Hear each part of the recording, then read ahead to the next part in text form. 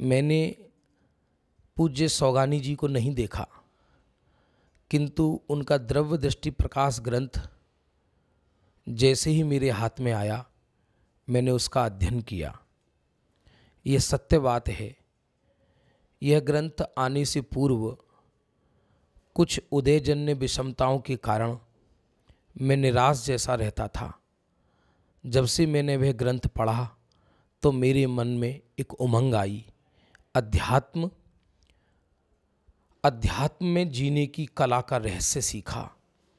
कैसे अद्भुत बोल है कि बाहर में कैसी भी विषम से विषम परिस्थिति हो, यदि सौगानी जी का एक बोल पढ़ के अंदर में उतार लिया जाए तो आत्मदृष्टि अवश्य हो ही हो, यदि जीव सच्चा पुरुषार्थ करे तो। मुझे ये सौभाग्य मिला। पहले मैं 3 वर्ष अजमेर में रहा था। पूज्य सौगानी जी के एक मकान पर मुझे वहाँ 3 साल पाठशाला लेने का अवसर मिला। उस समय यह ग्रंथ मेरे हाथ में नहीं आया था।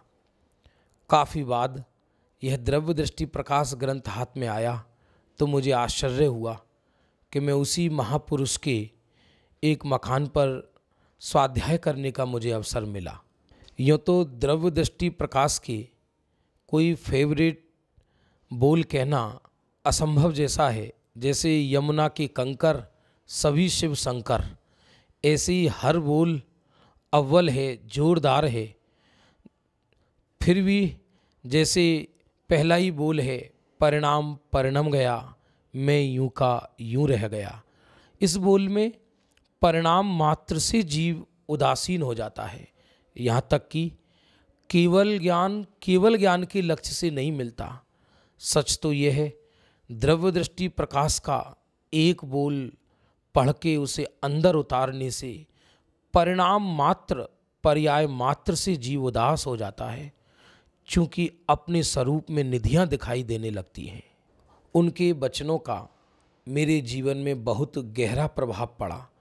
आज भी मेरे जीवन में उनके वचनों का बहुत गहरा प्रभाव है। यद्यपि शास्त्रीय की डिग्री तो मैंने कई वर्ष पूर्व प्राप्त कर ली थी, उस समय भी मुझे ये रहस्य मालूम नहीं पड़ा था। लेकिन जब द्रव्य दृष्टि प्रकाश ग्रंथ हाथ में आया तो क्या दृष्टि और क्या दृष्टि का विषय है।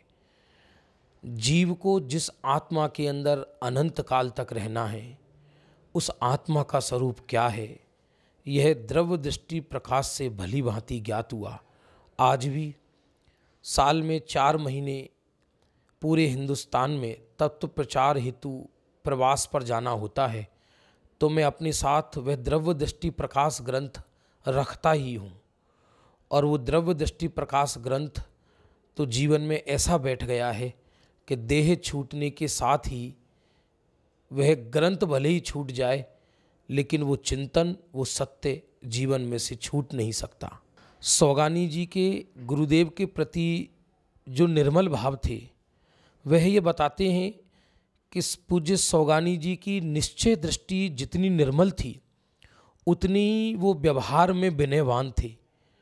कई लोग उन बोलों को पढ़कर ऐसा कह देते हैं बिना समझे कि ये तो निश्चयाभास जैसा लगता है, जबकि सच बात तो ये है, जितनी उत्कृष्ट आत्म तत्व की बात उन्होंने कही, उतनी ही उत्कृष्ट भक्ति गुरुदेव के प्रति उनकी थी।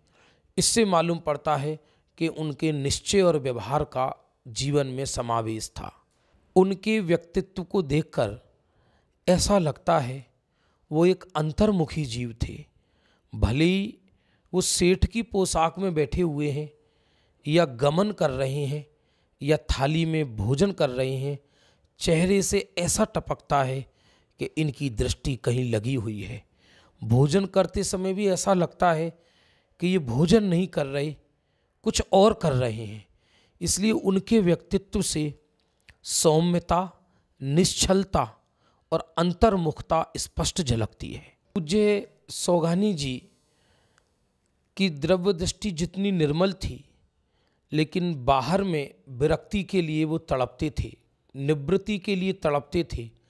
सोनगढ़ जाने की निरंतर भावना रहती थी, लेकिन उदयवश जा नहीं पाती थी। यह तड़पन उनके चेहरे से स्पष्ट झलकती थी। यद्यपि मैंने सौगानी जी को नहीं देखा, पर जितने फोटो देखे हैं उन फोटो को देखकर ऐसा लग सकता है कि ये पवित्र जीव जगत से उदास और निराश है, क्योंकि जगत में जिसे सुख नहीं मिला और जिन गुरुदेव ने उन्हें आत्म तत्व में सुख बताया, उन गुरुदेव के प्रति उनकी अकृत्रिम निश्चल भक्ति थी और आत्मा के प्रति मेरु जैसा दृढ़ श्रद्धान था। दृष्टि के विषय का विचार तो पूज्य गुरुदेव श्री ने स्पष्ट किया है, पूज्य सौगानी जी ने स्पष्ट किया है।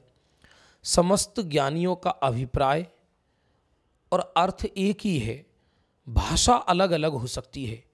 सौगानी जी को अधिक क्षय उपशम ज्ञान का रस नहीं था, इसलिए उन्होंने सीधी भाषा में यह कहा कि मैं परिणाम मात्र से भिन्न कूटस्थ अपारणामिक द्रव्य चैतन्य हूँ, शाश्वत हूँ। ऐसा वो दृष्टि का विषय, यहाँ तक कि उस अपारणामिक चैतन्य तत्व के विकल्प का भी अभाव होकर जो वो वस्तु ज्ञात वो तो वही है, उसकी चर्चा सौगानी जी ने अपने पत्रों में और साधर्मियों से हुई तत्व चर्चा के अंदर किया है, जो कि बहुत स्पष्ट है। सच तो ये है, यदि सौगानी जी की पुस्तक को कोई नया मुमुक्षु पढ़े तो उनको आत्म तत्व और जल्दी समझ में आएगा।